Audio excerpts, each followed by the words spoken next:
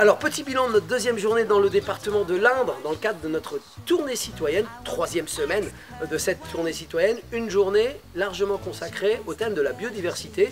Et pour cause, nous étions dans le territoire de la Brenne, qui est un des réservoirs de biodiversité très important dans notre région et même au-delà de notre région. Un début de journée en rencontre avec l'Union pour les ressources génétiques en Centre-Val de Loire, une structure qui travaille sur la conservation et la valorisation de variétés et de races anciennes, de races qui pourraient demain disparaître. Et donc cette structure est très importante pour les travaux de recherche pour nos activités agricoles par exemple, mais elle est aussi très utile pour travailler sur l'adaptation au dérèglement climatique et à tous les enjeux écologiques que nous connaissons aujourd'hui. Ensuite, nous sommes partis au lac d'Aiguzon, accueillis par le vice-président en charge des sports, du loisir et de la jeunesse sur la communauté de communes d'Aiguzon. Nous avons parlé tourisme, nous avons parlé aménagement du territoire autour du tourisme, diversification des activités de tourisme, de nature et de culture pour donner de la force à ces territoires pour que Aiguzon, très beau spot touristique, puisse devenir un poumon dans le département de l'Indre autour des activités touristiques. Nous avons prolongé nos échanges autour des questions de mobilité qui se marient très bien évidemment avec les sujets du tourisme.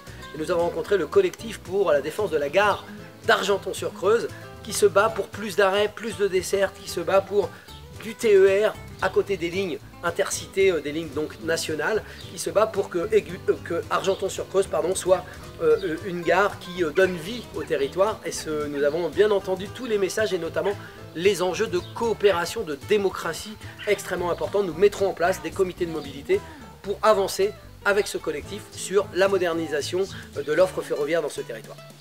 L'après-midi aura été consacré là très directement sur le thème de la biodiversité. Nous étions dans la réserve naturelle de Massé-Foucault, où nous avons rencontré des naturalistes, le président du parc naturel régional de la Brenne, des acteurs du tourisme. Nous avons parlé agriculture, biodiversité et tourisme. Nous avons montré que nous pouvions articuler ces activités, cette vision du territoire au service du territoire.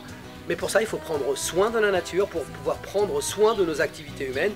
Pour qu'il y ait économie, il faut qu'il y ait des ressources préservées. C'est ça le sens d'un parc naturel régional. C'est un outil au service du développement, tout en protégeant la biodiversité. Nous avons notamment pu aborder les difficultés liées à l'état des étangs de la Brenne, en relation notamment avec une pratique de la pisciculture pas adaptée.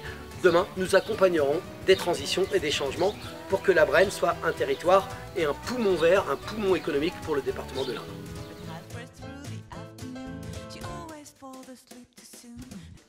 She said